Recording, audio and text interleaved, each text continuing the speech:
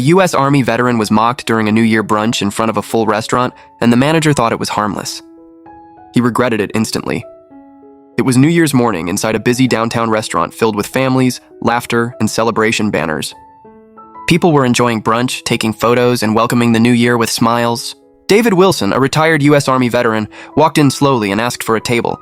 He wore a simple jacket, carried himself quietly, and had the tired look of someone who had been through more than most. David had served his country for many years and left the military with injuries that still caused pain, especially when standing for long periods.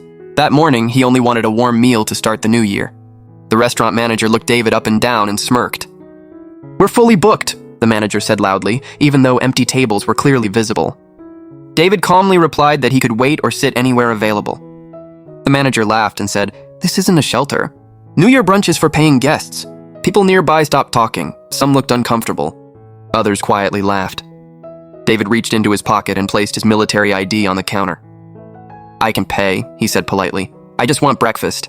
The manager waved his hand dismissively and said, "Your kind always causes problems. Take your celebration somewhere else." At that exact moment, a man standing nearby stepped forward.